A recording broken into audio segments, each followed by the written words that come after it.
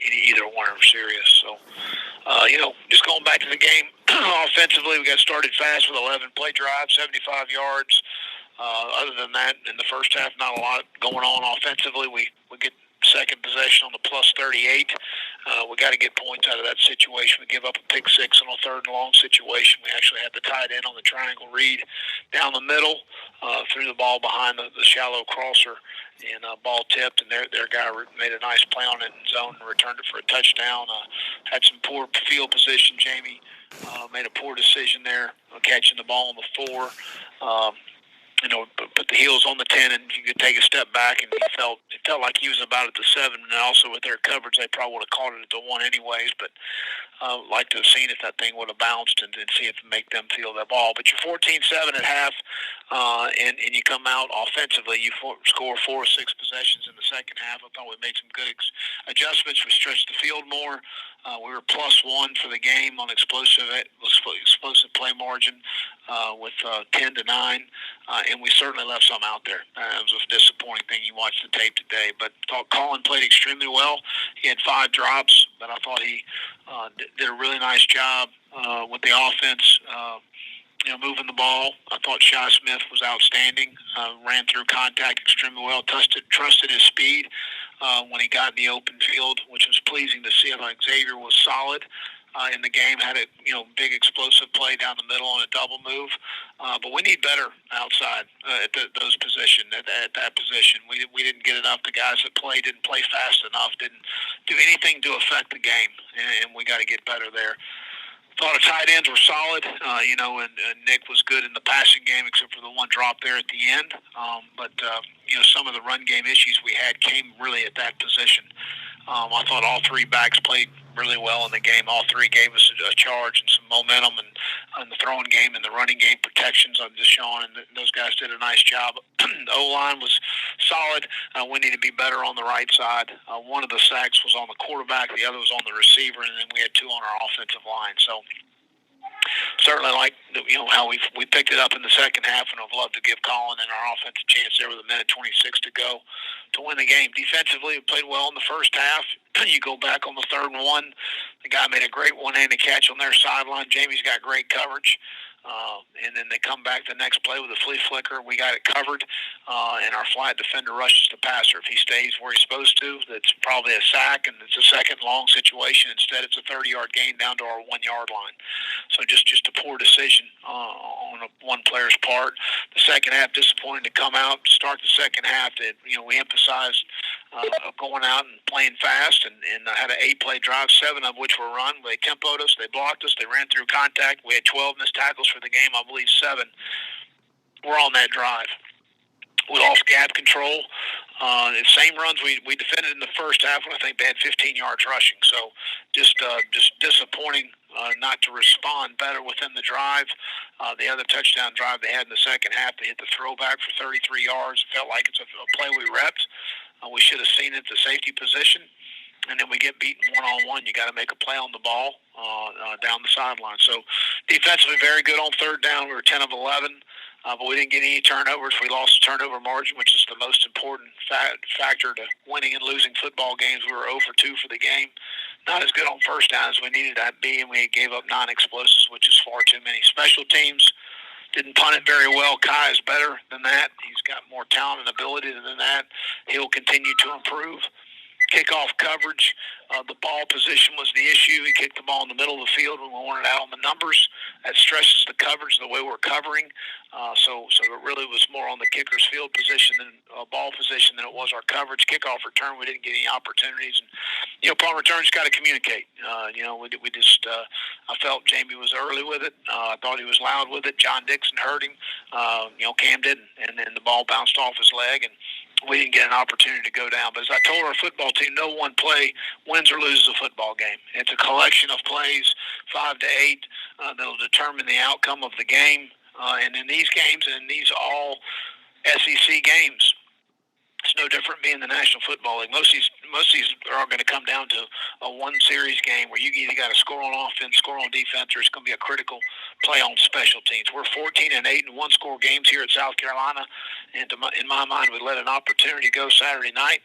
We had a good work day today, and we're starting on Florida. So we look forward to getting after it on Tuesday morning and preparing for a very good Florida team. I'll open up for any questions. Will, it's Dave. Just after you looked at the tape, the screen pass game seemed to kind of disappear in that first half there when you guys weren't really moving the ball, and it looked to me like you went to a lot more play action in the second half. Was there a reason for that? Did Tennessee kind of figure out what you guys were doing? Well, we didn't block it on the perimeter multiple times the right way, or we felt like we could have had some plays. We got with the look we wanted, but we didn't block it the right way. But we needed to stretch the field more. That was one of the things Mike and I talked about this morning. He stretched it a lot more in the second half, which them up and helped us in the run game in the second half. So that was something, coming in at halftime, that's something he felt we needed to do. Hey, Will, it's Ben.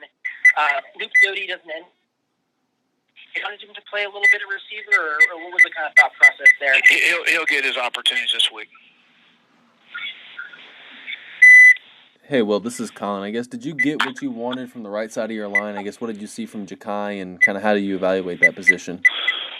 Yeah, I thought Ja'Kai was solid in the game. He got beat inside on an inside move by a defensive end for a tackle for a loss, which we can't have.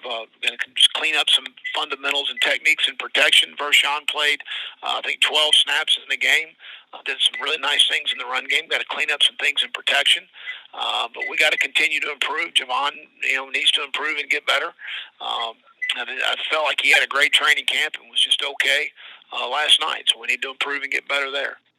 Is the plan for Ja'Kai to start down in Florida? What's that? Is the plan for Ja'Kai more to start down in Florida, or are you guys still evaluating that position? No, that'll be a week-to-week Colin thing, and Jalen Nichols is in that conversation, moving Dylan back to right and Jasmine to left tackle. We're going to have great competition each week, and the guys got to bring their A game every day to practice and every day to the meeting room, and that'll promote some consistency and performance, which we need. Well, this is John. To follow up on Ben's question, was there a reason Luke didn't play, or you just want to have a more concerted effort to get him into the game this coming week? Well, I've got a more concerted effort to get him in the week. There was no plan for him not to play. We played more 12 and 21 personnel, and some 22 more than we did 11. I think we're in 40-something snaps of 11, and he was not in that plan. So we're going to work into that this week.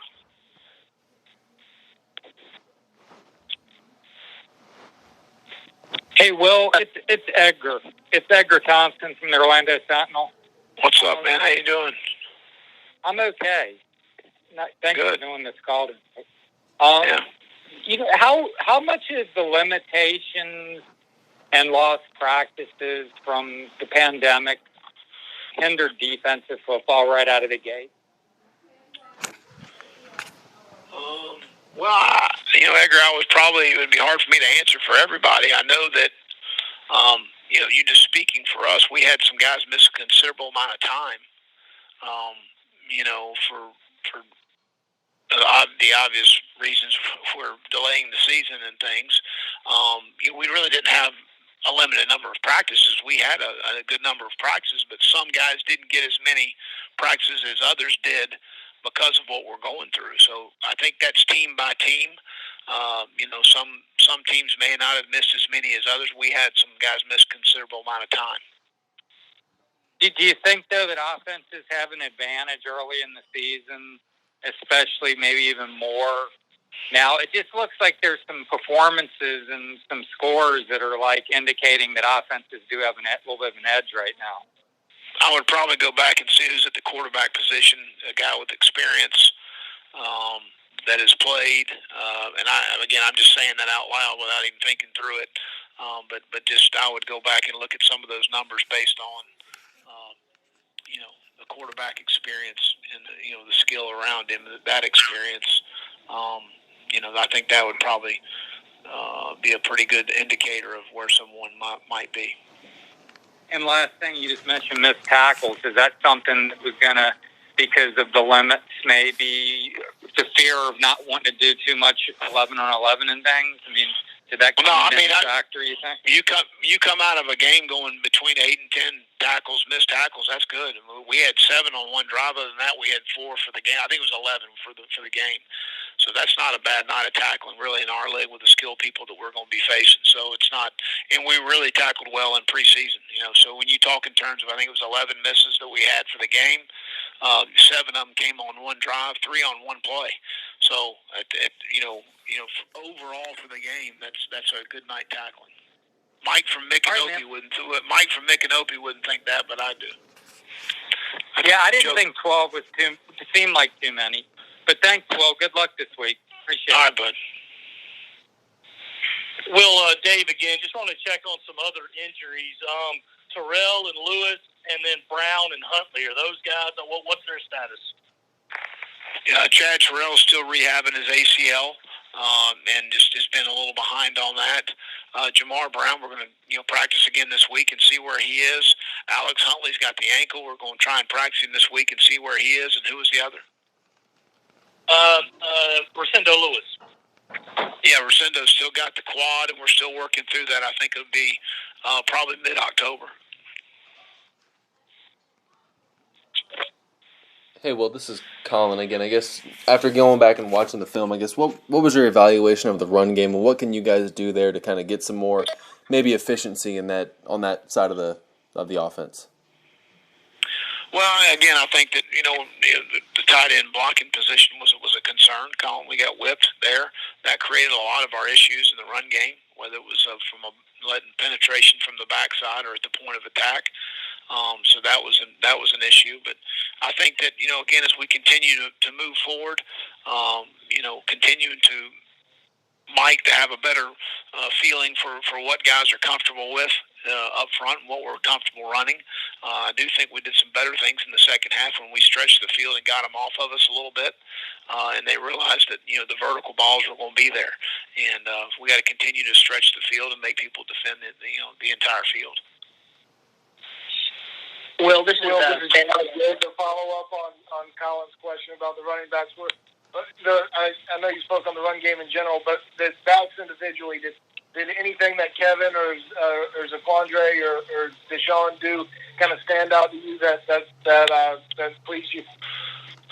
Well, Deshaun picked up a pressure in the A-gap, probably as good as you could do it as a running back concerned with a big backer blitzing in the A-gap. Did an outstanding job, was really good in protection. I thought ran the ball hard. I thought Kevin ran the ball hard, like finished runs.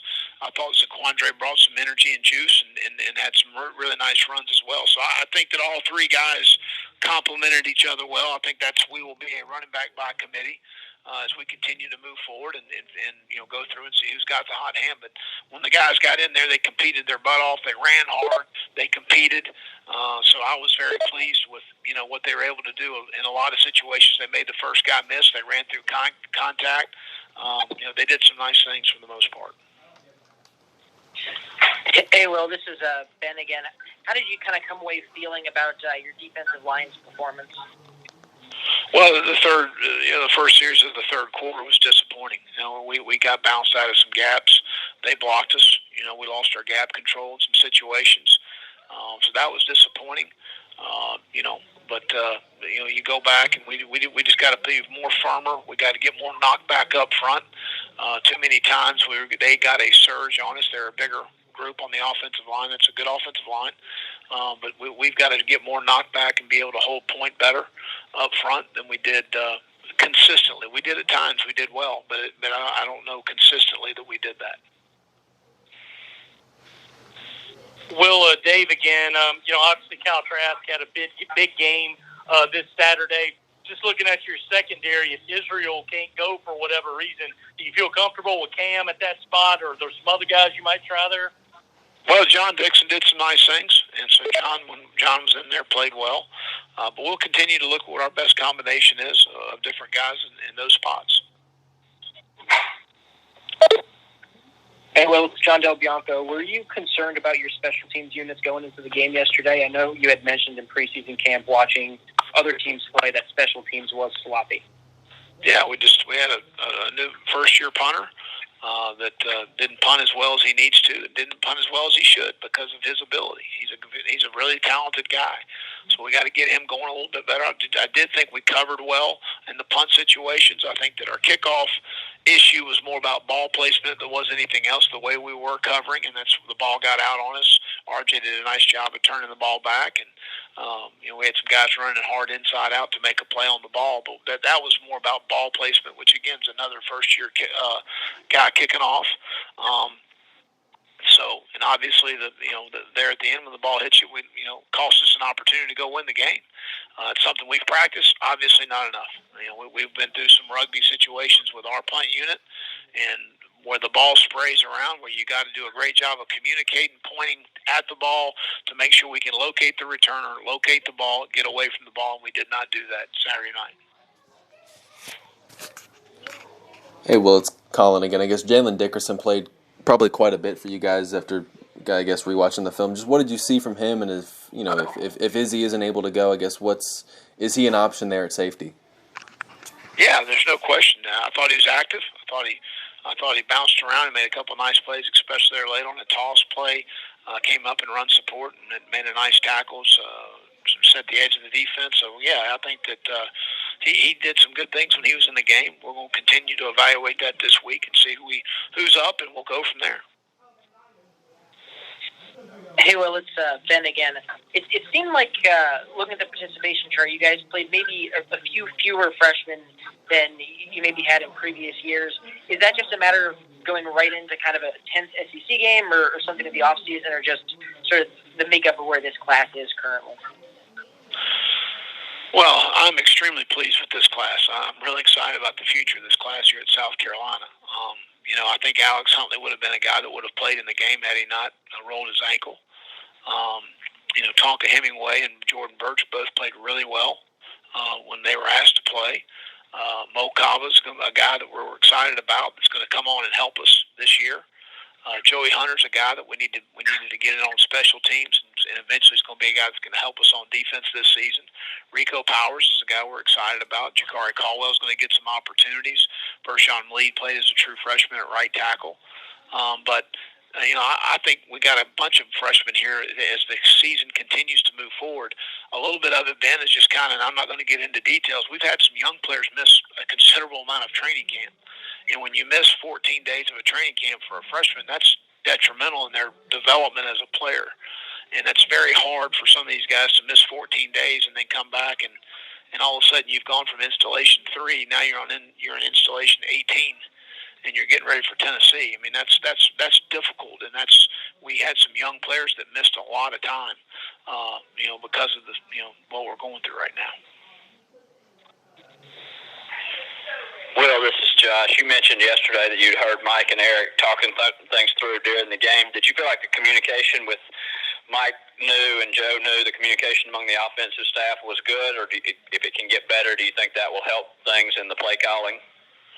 Well, yeah, I thought it was good. I think, we came in, first thing Mike said when I walked in this morning early, and he just said, we needed to stretch the field more in the first half. That helped us in the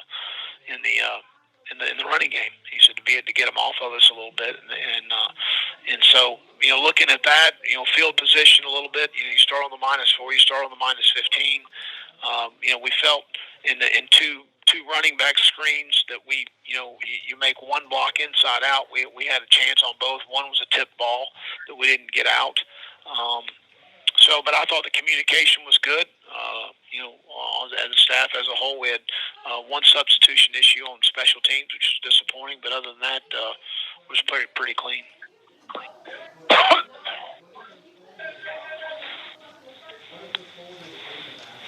Will, this is John. I don't know how deep in the weeds you are with Florida yet, but did you get to see any of Cal Pitts and how he performed? What does a player like that cause the coach to do over the course of a week in preparation?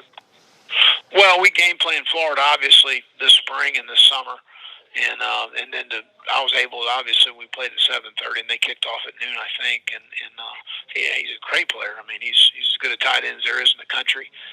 He's a guy that can win against DBs. He can win against corners. He can win against safeties. In man coverage, Kyle Trask is very accurate with the ball. Kadarius Toney's a guy that they've developed as more of a receiver now than maybe before. Grimes is a big physical guy. Copeland's a good receiver. So they've got a lot of, weapons on offense, and they've got a quarterback that does a really nice job of distributing the ball. He understands the offense. He's got a very good pocket presence and feel of pocket and able to evade. He's a bigger guy, so you got to get both hands on him to get him down. So, but they have a really good offensive football team. They've got the entire offensive line back, also a grad transfer from Mississippi State that played for Dan at Mississippi State. So obviously he knows and understands the system. So we knew coming back this year that they would be very good offensively. Will, Dave again, speaking of Florida, they had, I think, 13 guys out for the game. When you're preparing to scout that kind of team, how much does that make a difference, not knowing if those guys will be back? I mean, considering there might be a quarantine period involved. Well, I think as much as anything, it's who are those 13? Kyle Pitts not being in the game plan is going to be certainly change what you do. But again, you got to prepare that everyone's going to be there because you really don't have any idea till you get there on game day. So you got to prepare for every team to be at their best, and that they're going to have everybody on the field to play against you. And then you got to adjust and adapt as you go in the game.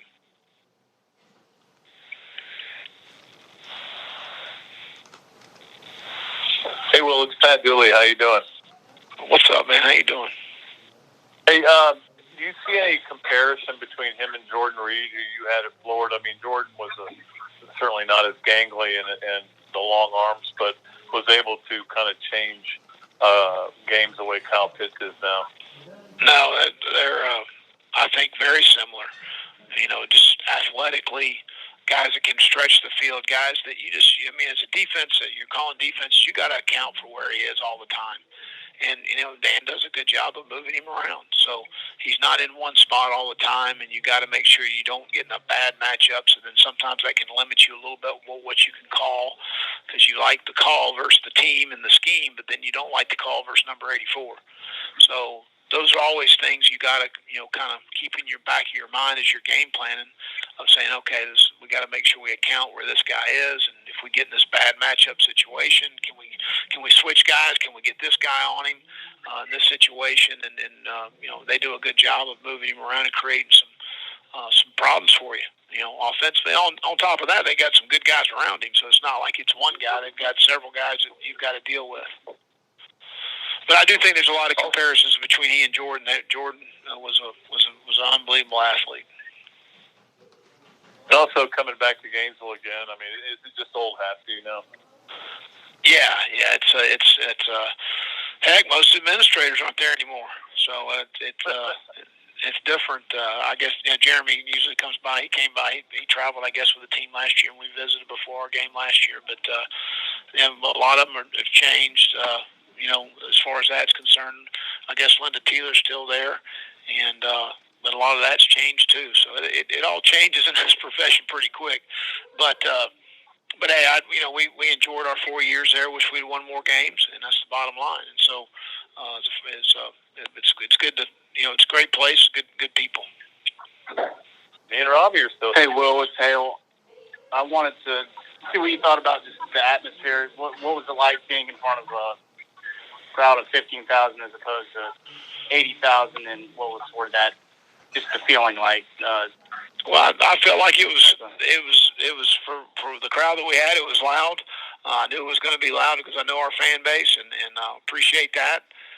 But it was a great night, and unfortunate a loss at Williams-Brice for the Gamecocks. But it was a wonderful night as far as the atmosphere, and it's good to get back on the grass there at Williams-Brice. But our fans are great. We appreciate them. On the flip side of that, what's sort of your expectations given the same circumstances y'all be walking into down there? Well, I mean, again, it won't be the same swamp as you would imagine. Just like Williams-Brice is not the same Williams-Brice as you would typically run out to. So, but again, there'll be some energy and some emotion there. There's no doubt about it.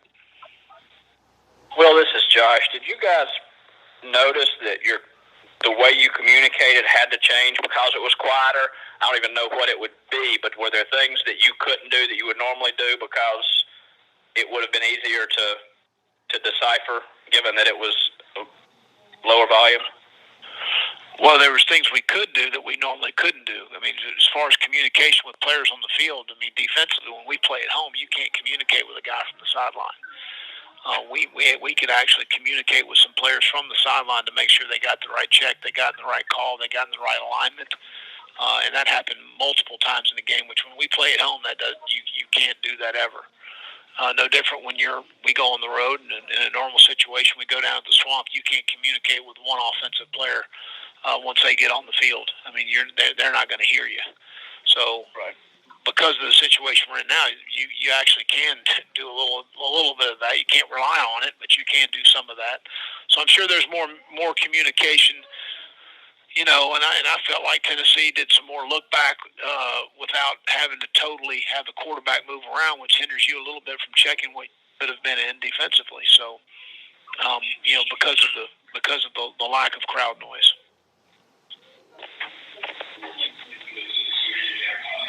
Will, Dave, again, you mentioned kind of going back to Florida. Has Coach Spurrier reached out to you this week? Do you guys talk during this week normally? He reaches out every now and then. He hasn't this week, but he'll be there.